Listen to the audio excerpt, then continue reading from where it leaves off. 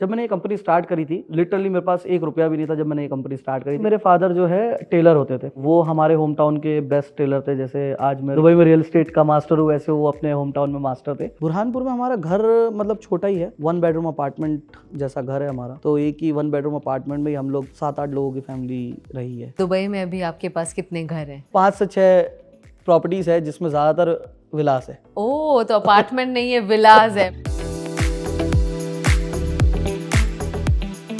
ये है तो मध्य प्रदेश के एक छोटे से टाउन बुरहानपुर से, पर इनके सपने दुबई स्काईलाइन से कुछ कम नहीं। The booming real estate industry of Dubai has more than 1.5 lakh real estate agents. But Vinay Shah, जिन्हें दूर का दोस्त दुबई से कहते हैं, is truly the master of real estate. Tailor का बेटा होने की वजह से अपनी कॉलेज की फीस पूरी तरह नहीं पे कर पाते थे, पर आज दुबई में he has a well-established company named New Heights and he owns more than 5 to 6 villas and luxury cars.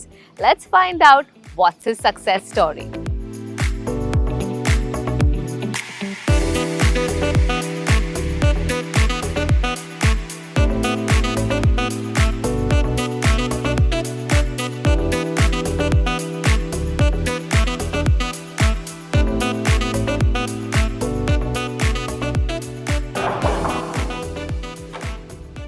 Hi Kamya, how are you? Hi Vinay, how are you?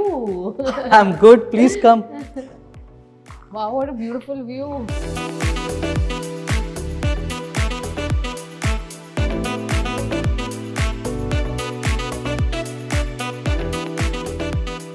तो ये रहा आपका बीच और 5 star hotel royal Atlantis. Wow, pitch तो बहुत अच्छी है आपकी, पर क्या प्राइस है इस विला का? इसका लगभग 50 मिलियन के आसपास आएगा। 50 million, oh my god. And how many of these do you sell like every month? Her month तो नहीं बिकता, लेकिन हाँ कभी कभार बेच लेते हैं। अच्छा। हर महीने थोड़ा थोड़ा कुछ ना कुछ छोटा बड़ा प्रॉपर्टी बेचते रहते, 2 मिलियन 5 मिलियन वाला। But tell me, आपने हाँ। दुबई क्यों चूज किया टू सेट योर बेस? आप बुरहानपुर से हैं, मध्य प्रदेश में, बहुत ही सुंदर सा टाउन है, तो वो छोड़कर आपने ये क्यों सोचा कि आप दुबई में आकर सेटल होना चाहते हैं? देखिए, एक सिंपल सी बात थी, मुझे हमेशा से एक अच्छी लाइफस्टाइल चाहिए थी। Luxury lifestyle, luxury cars, luxury मतलब सब कुछ लग्जरी चाहिए था। तो बस ये सपना था, ख्वाब था, कभी सोचा नहीं था पूरा होगा, लेकिन आज धीरे धीरे अभी होते जा रहे पूरे। चेकलिस्ट में चेकलिस्ट में है। But is Dubai very very welcoming for everybody who comes to this city? Basically जैसे मुंबई है सपनों की नगरी, वैसे दुबई है सपनों की नगरी, लेकिन ये ग्लोबली है। मुंबई इंडियंस के लिए। पर जब सबसे पहले आपने सोचा था कि आप दुबई में आएंगे, कोई इंस्पिरेशन थी? आपने किसी को देखा था जो दुबई जाकर आया, बड़े पैसे कमाए उसने? हम जो इंडियंस है ना, हमारी अपब्रिंगिंग ही ऐसी हुई है कि जो विदेश में है वो अच्छा है, लेकिन आप ये देखो कि उसकी लाइफस्टाइल कितनी टफ है, उसको कितना सेक्रीफाइस करना पड़ता है, वो कोई नहीं देखता है। जो हमने सेक्रीफाइस किया, मेरी शादी के बाद 6 साल हो गए, शादी को 7 साल हो गए, उसके बाद आज तक मैं एक भी शादी में नहीं गया। Really? सारे फ्रेंड्स की शादी मिस करी, फैमिली के फंक्शंस मिस किए, वो कोई नहीं देखता है। तो ये सेक्रीफाइसेस भी होते हैं, बट यस लाइफ ना यहाँ पे बहुत अच्छी होती है। तो आपके फादर टेलर रहे हैं बुरहानपुर में जी। जब आपने डिसाइड किया कि आपको दुबई में शिफ्ट होना है, और पहले तो आप अकेले ही आए होंगे यहाँ पर, राइट। तो क्या था उनका रिएक्शन? वो खुश थे आपके इस डिसीजन से कि आप दुबई आना चाह रहे हैं या नहीं? देखो, पहले तो खुश थे, लेकिन परेशान हो गए क्योंकि पैसे नहीं थे। हाँ जी। कि जाएगी कैसे, भेजेगी कैसे बच्चे को, या कुछ भी है, या इतना इसकी सेविंग भी नहीं है। बट जब मैं यहाँ आया, वो खुश थे कि अच्छा है कि हमारे बेटे को बाहर जॉब मिली है, क्योंकि जो छोटे बिजनेस फैमिलीज होती है ना, वो सोचती भैया तू जॉब कर, ज्यादा अच्छा है अपने बच्चों के लिए। हाँ जी। तो उसमें हुआ क्या कि जब मैं यहाँ आया तो उनको लगा कि इंडियन करेंसी के हिसाब से सैलरी ज्यादा है, तो बहुत पैसे मिल रहे होंगे। हाँ जी। लेकिन यहाँ पे उस सैलरी में सर्वाइवल भी नहीं होता था। जितने मेरे को पैसे मिलते थे ना, लगभग मुझे 3000 दिरहम मिलते थे, तो उसमें से ये समझ के चलिए मैं बेड स्पेस में रहता था, जो शेयर्ड अकोमोडेशन होते, तो उसमें ना 2 टाइप के होते, एक नीचे वाला बेड लोगे तो 750 दिरहम, ऊपर वाला बेड लोगे तो 650, तो 100 दिरहम बचाने के लिए वो भी किया है। अच्छा। और लोगों घर वालों को लग रहा है कि बच्चा पता नहीं क्या है, पैसे नहीं भेज रहा है, या बदल गया या क्या है पता नहीं। वाइफ भी अच्छा यहाँ 15-16 घंटे काम कर रहे हैं, वाइफ को लग रहा है हस्बैंड फोन ही नहीं कर रहा है, पता नहीं क्या हो गया। अब कहाँ रहते हो आप? अब मैं अपने घर में रहता हूँ, कम्युनिटी में रहता हूँ, जहाँ 50 से ज्यादा एमिनिटीज है। यूज में कोई नहीं कर पाता, बट हाँ फैमिली एंजॉय करती है। दुबई में आज फिर भी लोग घर खरीद सकते, 5 साल बाद बहुत डिफिकल्ट होने वाला है। तो आपको लगता है कि प्राइसेस और अप्रिशिएट होने वाले हैं? अभी तो स्टार्ट हुआ है दुबई। अभी तो स्टार्ट हुआ है। ओह माय गॉड, हाँ, all you people watching, invest now. Obviously अभी स्टार्ट हुआ है, क्योंकि आप वर्ल्ड वाइड कोई भी बड़ी सिटी को कंपेयर करो आप, हाँ जी। प्राइजेस आधे या 1/3 या 1/4 है दुबई में। मुंबई से सस्ते आपको प्रॉपर्टीज यहाँ मिलेगी, पेमेंट प्लान मिलेंगे, रेंटल भी ज्यादा रेंटल 8 से 12%। मेरी खुद की प्रॉपर्टीज का 10% मुझे ROI आ रहा है। ओह अच्छा। तो और क्या चाहिए। तो guys, by the end of this chat I think I am going to be a house owner. मुझसे तो ये कमीशन जरूर कमाने वाले हैं। विनय एक छोटे से गांव से क्यों ना हो, उनके सपने बड़े ही ऊंचे थे। बचपन से ही उन्हें कुछ बड़ा करने की उम्मीद थी। पैसों की तंगी, काम में ठोकर खाकर आज विनय दुबई की एक टॉप रियल एस्टेट फर्म को चलाते हैं। तो पहले ये जानते हैं कि ये कंपनी करती क्या है। न्यू हाइट्स रियल एस्टेट जो है वो सब कुछ करती है in regards to real estate. हम क्लाइंट को ना सिर्फ प्रॉपर्टी बेचते हैं, ना सिर्फ गाइड करते हैं, बल्कि हम उनकी प्रॉपर्टी रेंट आउट करते हैं, सेल आउट करते हैं और उनकी प्रॉपर्टी मैनेज भी करते हैं फ्यूचर में। और ऑब्वियसली क्लाइंट को जब हैंडओवर पे लोन भी चाहिए प्रॉपर्टी के अगेंस्ट, वो भी प्रोवाइड करते हैं। तो एंड टू एंड सॉल्यूशन हम प्रोवाइड कराते हैं UAE के अंदर, दुबई के अंदर, चाहे आप आबू धाबी बोलो, दुबई बोलो या शारजा बोलो, हम सब जगह प्रॉपर्टी बेचते हैं। अच्छी बात ये है, हमारे जो क्लाइंट्स होते हैं ना, एक क्लाइंट हमसे कम से कम 4-5 प्रॉपर्टी लेता है। जो प्रॉपर्टी बेचते हैं ना, उसके अंदर प्रॉफिट होता है क्लाइंट्स को। मैंने आज तक ऐसा कोई ट्रांजेक्शन नहीं किया है, ऐसी कोई प्रॉपर्टी नहीं बेची जिसमें क्लाइंट को प्रॉफिट नहीं हुआ है। और यहाँ पे प्रॉफिट की बात कर रहे हैं हम, बहुत ज्यादा प्रॉफिट होता है। दुबई में शायद विनय जैसे एजेंट्स कम हैं जिन्होंने अपना पूरा बिजनेस सोशल मीडिया के थ्रू स्केल किया है। He has multiple social handles that cater to people from across the globe और इसीलिए वो दूर का दोस्त से जाने जाते हैं। दूर का दोस्त दुबई से, उसमें पूरा देसी लैंग्वेज में आता है, शॉर्ट वीडियोस बनती है। तो उससे होता क्या है ना, लोग डायरेक्ट कनेक्ट करते हैं कि विनय शाह से हमने इंक्वायरी करना है। फिर हमारी टीम उनको केटर करती है। मई में हमने स्टार्ट किया, मई 2023 में कंपनी, और अभी 1 साल हुआ है, ऑलमोस्ट 1 साल के ऊपर हो गया। आप यकीन नहीं करोगे, हमारे पास 50 से ज़्यादा एजेंट्स आज की तारीख में है। और हमारी कंपनी में कोई इन्वेस्टर नहीं है, कोई आउटसाइड से फंडिंग नहीं हुई है, कोई फंड रेज नहीं किया है जो स्टार्टअप्स नॉर्मली करते हैं। जो कुछ है वो मैंने खुद ने किया है।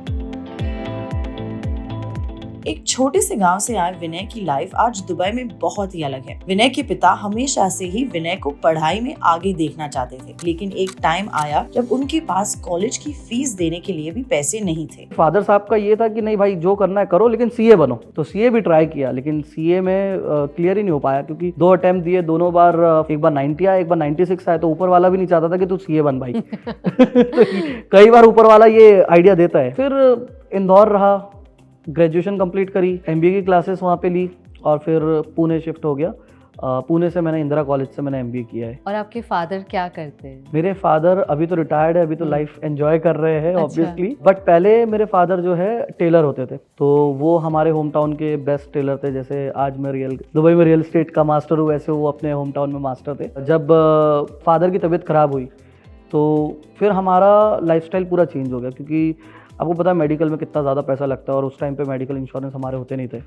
तो हमारा सब कुछ ख़त्म हो गया। और एक टाइम ऐसा आ गया था, 12th की बात करूँ मैं, तो 12th में मुझे स्कूल की फ़ीस पे करने के लिए पैसे नहीं थे। स्कूल के एक टीचर ने मेरी स्कूल की फ़ीस पे करी थी, वो आज तक उन्होंने मेरे से पैसे वापस नहीं लिए। तो वो दौर भी देखा है। फिर आप जब पुणे गए, किस तरह से आपने फीस का इंतजाम किया? जब मैं पुणे गया, और ऑब्वियसली उसके पहले मेरी एक और कॉलेज में मेरा एडमिशन हो रहा था, मैं क्वालिफाई कर गया था क्राइटेरिया, बट उसकी फ़ीस थी 16 लाख, तो वो मैं नहीं अफोर्ड कर सकता था। और जिस कॉलेज में मैं गया वहाँ की फ़ीस भी अफोर्ड नहीं कर सकता था। लोन ले लिया था, education loan. But education loan से तो आप फीस पे कर सकते हो। डेली जो हमारा खर्चा था वो चलता था बेसिकली, कुछ फादर पैसे भेजते थे, कुछ मेरी सिस्टर्स भेजती थी, और मेरी 3 सिस्टर है बेसिकली, और तीनों मेरे से बड़ी हैं। I am the youngest in the home. फिर मेरी गर्लफ्रेंड होती थी जो आज मेरी वाइफ है। तो गर्लफ्रेंड नहीं बदली? अच्छा। नहीं, मैं स्कूल टाइम से सिर्फ मेरी एक ही गर्लफ्रेंड रही है, और आज मेरी उनसे ही शादी हुई है। और अभी हमारे घर में एक लक्ष्मी भी आई है, और वहाँ पे वो भी कुछ हेल्प करती थी, क्योंकि वो उस टाइम पे टीचिंग कर रही होती थी, तो वो वहाँ से कुछ फंड्स भेजती थी। और मैं खुद भी वहाँ पे ट्यूशन्स लेता था, क्योंकि एक्सपेंसिव सिटी होती है और इतना नहीं कर पाते थे, तो वहाँ से थोड़ा थोड़ा करके हम लोग मैनेज करते थे। विनय को दुबई का क्रेज तब लगा जब वो MBA के टाइम दुबई आए थे एक इंडस्ट्रियल विजिट पर। वहाँ से मेरी लाइट जली थी कि यही तो चाहिए था लाइफस्टाइल। लोग बढ़िया गाड़ी में घूम रहे हैं, लग्जरी गाड़ी है, सूट है, और पैसे भी अच्छे कमा रहे लोग। तो ये तब से दिमाग में था। तो मैंने डिसाइड किया था कि 2 साल इंडिया में काम करना है, उसके बाद कुछ करके दुबई आना है। विनय हमेशा से ही एक चीज में कॉन्फिडेंट थे and that is skill of being a great sales agent. MBA के तीसरे सेमेस्टर के दौरान विनय को एक ऑटोमोबाइल कंपनी में एक जॉब लगी, पर जब अच्छा वक्त शुरू होने ही वाला था विनय का नसीब वापस खराब हुआ जब उनकी तबीयत खराब हुई और वो बेड रेस्ट पे थे और उन्हें अपना जॉब भी छोड़ना पड़ा। फिर जॉब वॉब छूट गई। शादी के 4 महीने पहले तक के मैं घर पे था। अब यकीन नहीं करोगे 10,000 रुपये के लिए मैं अपने होम टाउन में जॉब ढूंढ रहा था। मैं जिनके पास सीवी लेके गया 1-2 लोगों के पास, उन्होंने मेरे को मना कर दिया। उन्होंने बोला कि आप क्या कर रहे हो, आप क्वालिफाइड बंदे हो, आप ये मत करो। तो I am very thankful to those people as well. उन्होंने अपना फ़ायदा नहीं सोचा, कम से कम इंसानियत रख के मुझे बोला कि आप कुछ बड़ा देखो। लाइफ बहुत चेंज हो गई शादी के बाद से। तो मैं वैष्णो देवी गया, तो माता रानी की बहुत कृपा रही। तो वहाँ से जब मैं वापस आया उसके 15 दिन बाद मुझे कॉल आई एक रियल एस्टेट कंपनी से और ऑफ़र भी मिली। तो मैंने बिना कुछ सोचे समझे बाइक अपनी बेची, पैसे जमा किए, वीज़ा लिया, टिकट लिया, यहाँ आ गया और फिर उस कंपनी को ज्वाइन किया। फिर वीज़ा मिला कंपनी से, कंपनी में बहुत अच्छा काम किया और फिर लाइफ चेंज हो गई। जब मैं दुबई आया था ना तो मेरे सर पे बहुत कर्जा था। फादर की हेल्थ इश्यूज़ थी, पहले से मेरी थी और काफ़ी सारी चीज़ें थी। यहाँ आने के बाद सिर्फ एक ही ऑप्शन था, या तो कुछ करके घर जाना है या तो घर नहीं जाना है। तो यहाँ पे आने के बाद में मैंने स्ट्रगल किया, काफ़ी स्ट्रगल किया। 15-15, 16-16 घंटे हम काम करते थे। दुबई आने के बाद जैसे बाइक बेच के तो दुबई आ गए वीज़ा टिकट लेके, लेकिन यहाँ आने के बाद खाना भी तो लगता है। हाँ जी। तो खाने के लिए पैसे नहीं होते थे। तो मैंने अपनी इंगेजमेंट की रिंग बेची थी, ये मेरी शादी की रिंग है, और उससे मैंने अपने महीने का खर्चा निकाला था और दिन में एक ही टाइम खाना अफोर्ड कर सकता था। 10.5 दिरहम की बिरयानी आती थी, वेज बिरयानी। उसकी क्वांटिटी अच्छी होती थी तो रात में खाता था और जो बचता था सुबह खाता था ब्रेकफास्ट में। 5-5, 10-10 दिरहम के लिए थोड़ा हमको ये सोचना पड़ता था कि भाई या तो खाना खा लो या तो टैक्सी कर लो। तो थोड़ा पैसा बचाने के लिए ना 10-10 किलोमीटर, 5-5 किलोमीटर पैदल भी चलते थे धूप में। आज इतनी धूप हमको बाहर लग रही है, अंदर बैठ के गर्मी हो रही है। 10-10 किलोमीटर सूट पहन के, लैपटॉप का बैग लेके, क्योंकि आईपैड था नहीं तब, वो लेके धूप में चल रहे। और उस टाइम पे सैलरी मेरे को जो इन हैंड आती थी दुबई में जब मैंने स्टार्ट किया था 3,000 दिरहम। आज 3,000 दिरहम शायद दिन में खर्चा हो जाता है। हर महीने बिजनेस होता रहा ऊपर वाले के कृपा से और फिर लाइफ चेंज होते रही। फिर कोविड आ गया। कोविड के टाइम पे मैंने कंपनी चेंज करी थी, मुझे ऑप्शन मिला और मैंने कमीशन पे चूज किया। मतलब सैलरी भी नहीं थी उस टाइम पे। देखो क्या होता है, जब सैलरी आप लेते हो ना तो सैलरी के साथ आपको इंसेंटिव मिलता है, वो बहुत कम होता है, 5%, 10%, 15%, 20% मैक्स। लेकिन आप जब कमीशन बेसिस पे होते हो एज अ एजेंट, 50% आपको सीधा कमीशन मिलता है और 50% जाता है कंपनी को। जब करना ही है तो मैंने बोला यार इतना साल से किया, पैसा बन नहीं पा रहा उतना, तो कमीशन पे ही करते। और लग्जरी सेगमेंट में एंटर किए और एंटर करने के बाद ही within a month time या less than a month time मैंने ड्यूरिंग कोविड एक 3 बेडरूम अपार्टमेंट बेचा था एड्रेस स्काई व्यू में, जिसकी उस टाइम पे कोविड के टाइम पे 6 मिलियन की वर्थ थी। आज की तारीख में शायद 15 मिलियन की होगी। तो वो एक बड़ी अचीवमेंट थी। तो सब लोग एकदम हैरान हो गए, यहाँ पे ब्रेड एंड बटर के लिए लोग परेशान है और यहाँ पे लग्जरी प्रॉपर्टी बेच रहा है विनय। कोविड के टाइम तो उससे बहुत पैसे आए थे मेरे पास। फिर लाइफस्टाइल चेंज हुई वहाँ से। कोविड में विनय लग्जरी प्रॉपर्टीज बेचने लगे और तभी उनकी शुरुआत हुई सोशल मीडिया की दुनिया से। मैंने मेरी वाइफ को बोला, मेरी वाइफ भी by the way real estate में ही है, तो मैंने उसको बोला कि आप वीडियो बनाओ मेरी, मैं प्रॉपर्टी दिखाता हूँ। तो हमने मोबाइल से स्टार्ट किया। फिर हमने अपने आप को अपग्रेड किया। हमने 35 दिरहम का माइक खरीदा। तो ये मेरे को याद है, बहुत इंपॉर्टेंट चीज़ थी है। वो माइक की क्वालिटी अच्छी नहीं थी लेकिन खरीदा। फिर वैसे वैसे अपग्रेड करते गए। जो चीज़ वर्क कर रही ना उस पर मैंने एक्सेलरेट किया है। तो बाद में ऐसे हो गया कि मैंने एक कम्युनिटी थी दमाक हिल्स 2, उसके अंदर 10-12 शो विलास थे, सबके वीडियो बना के मैंने डाल दिए। हमारी जो कंपनी है जिसमें मैं काम कर रहा हूँ, जॉब कर रहा हूँ, वो पैसा खर्चा कर रही है, मार्केटिंग कर रही है, लीड जनरेट कर रही है, बंदे कॉल कर रहे हैं और क्लाइंट को बुला रहे हैं। जब क्लैश होने लगा तब आपने क्या सोचा, आपने कंटिन्यू किया या नहीं? क्योंकि जब क्लैश होने लगा और फिर इश्यूज आने लगे तो मैंने बोला नहीं, अब मैं खुद की कंपनी स्टार्ट करता हूँ। तो वो ही मैंने सोचा फिर। लेकिन जब भी कोई एक कंपनी शुरू करते हैं, एक एम्प्लॉई माइंडसेट से एम्प्लॉयर माइंडसेट हो जाता है, तब वो बहुत मुश्किल होता है एक कंपनी शुरू करना। वहाँ पे मतलब चैलेंजेस आए थे, जैसे आप बोल रहे हो एम्प्लॉई से एम्प्लॉयर जब आप बनते हो ना, तो आपको जो ऐसे पहले लगता है ना कि यार कंपनी पैसे कमा रही है या बंदा कमा रहा है, ऑब्वियसली कमा रहे होते, लेकिन जो पीछे हैसल है ना वो तब समझ में आती है। और 1 साल तो आपको समझ ही नहीं आता है क्या करना है क्या नहीं करना है, लेकिन बस आपको ये है काम करते रहो, हो जाता है। समय बदलता गया और विनय की बैंक बैलेंस भी बढ़ती गई। He opened his first real estate firm, New Heights Real Estate, in May 2023, and he was very confident to bring his groundbreaking values on board. मुझे सबसे इम्पोर्टेंट ये था कि जो मेरे साथ अभी तक हुआ है वो तो मैं किसी के साथ होने नहीं दूंगा, जो भी गलत हुआ है, और जो अच्छा हुआ है उसको और एक्सेलरेट करेंगे। तो जैसे वीडियोस का हमने स्टार्ट किया था, तो यहाँ पे अब ओपनली मैं खुद वीडियो बना सकता था, मेरे को किसी की परमिशन की ज़रूरत नहीं थी, फंडिंग की ज़रूरत नहीं थी, मैं खुद सब कर रहा था। तो मैंने सबसे पहले मीडिया टीम हायर करी, proper in house media team के साथ में मिलकर वीडियोस बहुत बनाए। वहाँ से हमने लीड्स काफ़ी जनरेट करी, वर्ल्ड वाइड से क्लाइंट्स हमारे पास आए, और जो हमारे एजेंट्स थे, जो मेरे पुराने दोस्त थे, वो लोग मेरे साथ ज्वाइन किए एक ट्रस्ट पे। तो मैंने एक चीज़ थी कि भाई किसी का पैसा नहीं ख़राब होगा, जाएगा नहीं इधर उधर कहीं, और कभी भी किसी को कोई प्रॉब्लम नहीं होगी। तो मेरे जितने एम्प्लॉयज़ हैं ना, they are like my family. इसीलिए कोई भी विनय सर नहीं बोलता, विनय भाई बोलते हैं ऑफिस में सर। आपने बताया जब आपने न्यू कंपनी स्टार्ट करी, ज़ीरो बैलेंस था आपका, सिर्फ लाइसेंस के ही पैसे थे। तो ये टीम एक बार लाने के लिए इनिशियली आपके चैलेंजेस क्या थे? पहली तो कोई एक सेल करी होगी जिससे कमा कर आपने ये किया होगा, तो वो आपका जो ज़ीरो टू हीरो वाला जो फेस था वो किस तरह से हो? तो देखो, जब मैंने कंपनी स्टार्ट करी थी ना, तो मैं बताना चाहूँगा, I lost around 2 million dirham before starting this company. कुछ इंसिडेंट्स ऐसा हो गया कि मुझे किसी ने मेरे साथ चीट कर लिया, तो आई लॉस्ट एवरीथिंग, बट मुझसे मेरी मेहनत, मेरा हुनर और मेरा काम नहीं छीन पाए। तो आज मैं इतना आगे चले गया हूँ कि अब उनकी रीच के बाहर हो गया हूँ। तो वो आज पछताते कि शायद चीट नहीं करते तो ज़्यादा अच्छा होता। लोगों को ना, जैसे मैं बता रहा हूँ, जैसे अभी आप हो, जैसे कामया जानी, आपको इंट्रोडक्शन देने की ज़रूरत नहीं लोगों को, स्पेशली आपकी इंडस्ट्री के। तो वैसे ही लोगों को एक ट्रस्ट था कि विनय है ना, विनय बोल रहा है ना, हो जाएगा। काम का एक्सपीरियंस तो विनय को था ही, लेकिन ट्रस्ट और सोशल मीडिया के जरिए विनय ने टिल डेट 400 मिलियन से भी ज्यादा सेल किया है, और उनके वीडियोस भी लोगों में बहुत मशहूर हो गए हैं। 10 million dirham, it's not a joke. 10 million dirham बहुत बड़ी अमाउंट होती है। पूरा क्रेडिट जाता है टीम को अगेन। जो हमने कंटिन्यूस एफर्ट डाले ना, यूट्यूब, इंस्टा, टिकटॉक, सब जगह हमारा नाम होता गया। तो हमारे वीडियो शेयर होते गए, हमारी प्रॉपर्टीज़ के लिए इंक्वायरीज बढ़ते गई। तो जैसे जैसे इंक्वायरीज बढ़ते गई, मुझे लोगों की और ज़रूरत पड़ते गई। तो मैं लोगों को बुलाते गया, मैं समझते गया कि आओ भाई, कर दूंगा, टेंशन मत लो। बिकॉज एक नई कंपनी स्टार्ट हुई है, और कैसे लोग इतना ट्रस्ट कर लेंगे। फिर इवेंचुअली धीरे धीरे हो गया। अभी वही मैं बता रहा हूँ, दुनिया को ऊपर वाले ने पूरे 12 महीने दिए थे, हमको दिए थे सिर्फ 7 महीने 2023 में। बावजूद उसके हम 2023 में 8 से 10 डेवलपर्स के अंदर टॉप 10 में आए। वो इसी वजह से कि हमारी इंक्वायरीज इतनी बढ़ गई, हमको एजेंट्स बढ़ाने पड़े, और अभी भी हमारे पास में इंक्वायरीज काफ़ी है, हमको क्वालिफाइड एजेंट्स कंटिन्यूसली बढ़ा रहे हैं हम लोग। New Heights Real Estate is one of the fastest growing real estate companies in Dubai. And because of their great sales volume and consistent best performances in their developments, they have been appreciated with multiple awards and recognition in the real estate industry. Criteria है, जैसे 100 units है, किसी company ने 25 unit बेच दी, अच्छा, वो number 1 आ गए।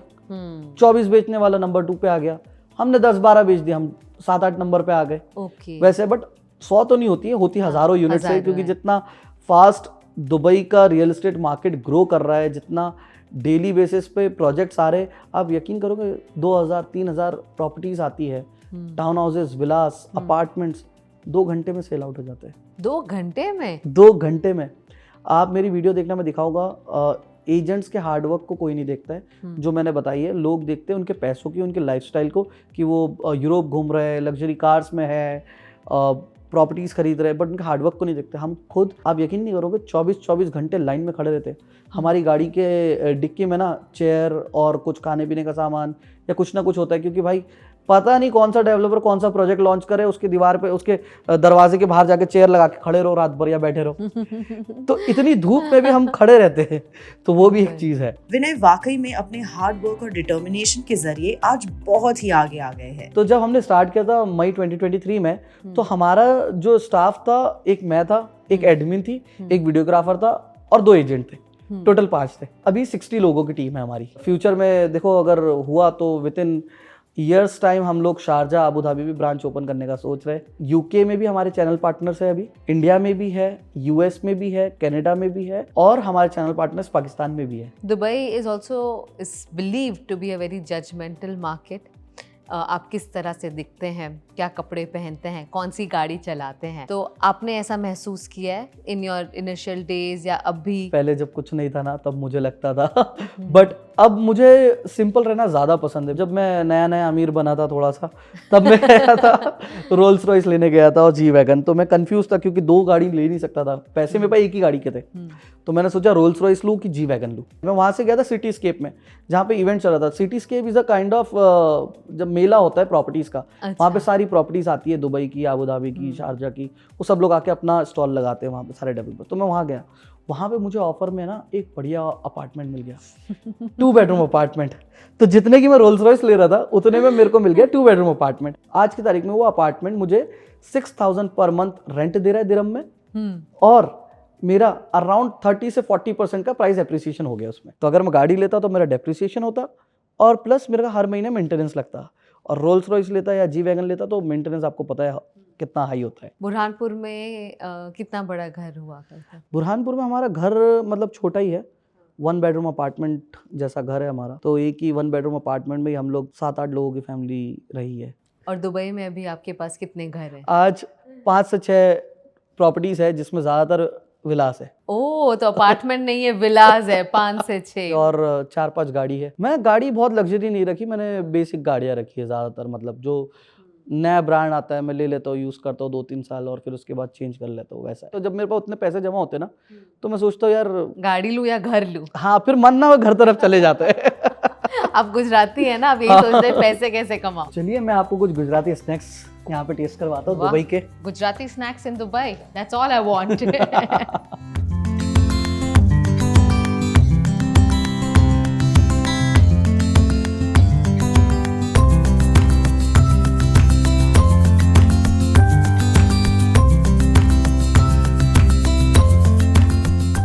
तो मैं आपका व्हाट्सएप का जो स्टेटस है उसमें आपने लिखा हुआ है 100% हार्ड वर्क, 0% लक। तो आपको लगता है लक का कोई रोल नहीं है आपकी लाइफ में?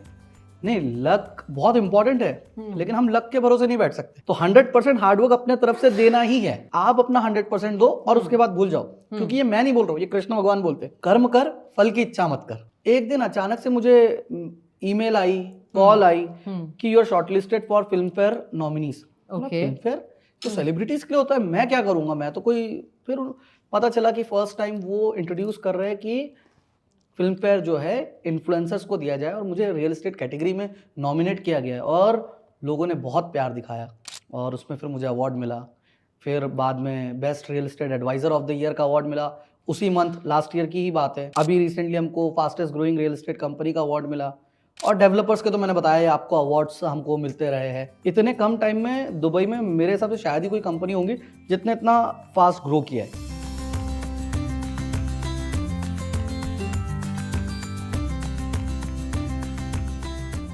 आप मास्टर हैं of real estate in Dubai, तो मैं जानना चाहूँगी which is the best locality, सबसे हाईली प्राइस्ड प्रीमियम कौन सी जगह है आज की डेट में इन दुबई?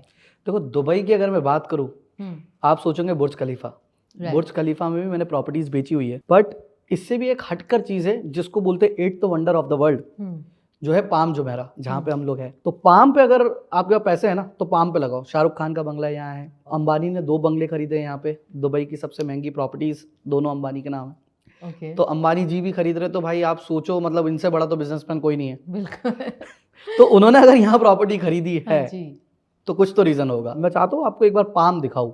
ओके। और रॉयल एटलांटिस होटल जो अभी रिसेंटली अभी हैंडओवर हुआ है, Right. आप यकीन नहीं करोगे, वहाँ पे जब प्रॉपर्टीज ये जब अंडर कंस्ट्रक्शन थी 2 साल पहले, बिल्डिंग 7 मिलियन का 2 बेडरूम अपार्टमेंट था। आज की तारीख में सेम अपार्टमेंट 25 मिलियन का है। Oh my God. Just it got handover. यहीं से वो दिखता है जो मैंने आपको बाहर तो अगर दिखाया ऐसी कोई भी डील होगी पाम में तो प्लीज जरा बता देना मुझे। बिल्कुल श्योर। चलते हैं एक बार।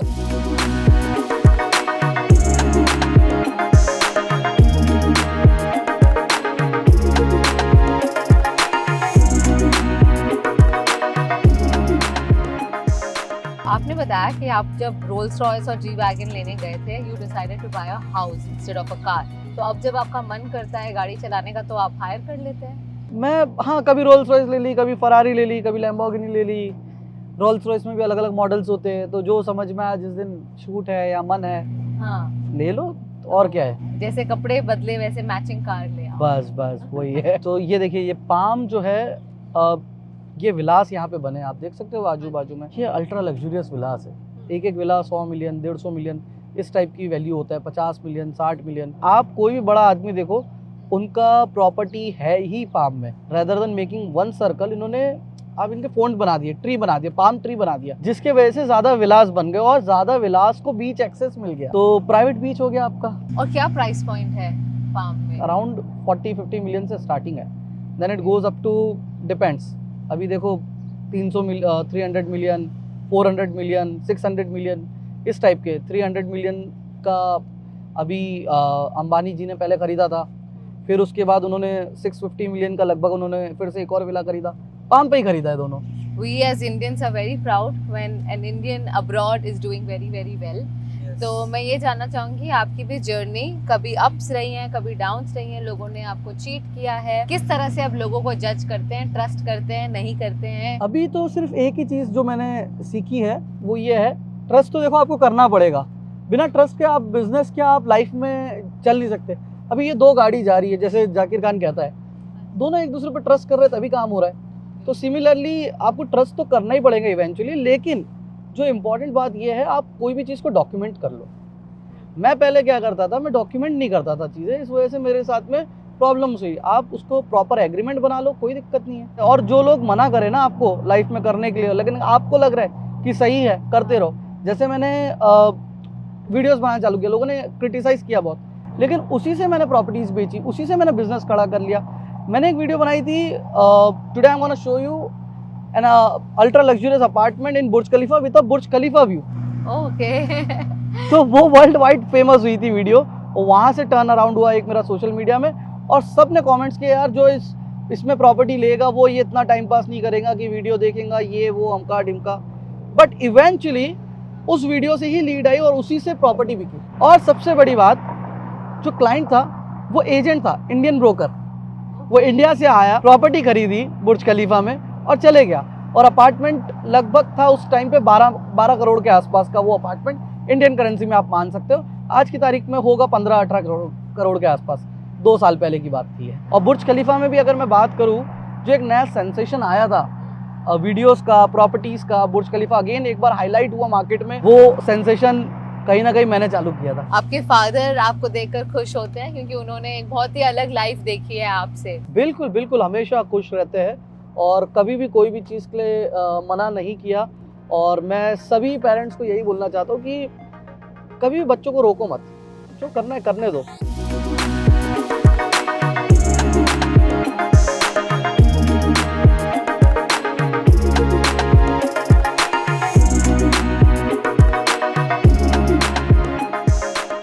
विनय, अभी आपने इतना कुछ हासिल कर लिया है और हम बहुत खुश हैं आपके लिए। तो अब फ्यूचर में आप क्या करना चाहते हैं? कोई ऐसी चीज़ है बकेट लिस्ट में जो अब करना बाकी है? जी हाँ, बिल्कुल।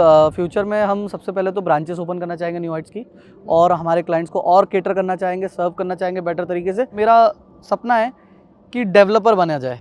ओह अच्छा, अपना खुद का प्रोजेक्ट लॉन्च किया जाए। फ्यूचर में पक्का 5 साल बाद करेंगे इंशाल्लाह आप ज़रूर करेंगे। Thank you so much Vinay, it's been wonderful spending this day with you. Thank you. आपको और शोहरत मिले और दौलत मिले और नाम हो आपका, and we are very proud of you. Thank you so much.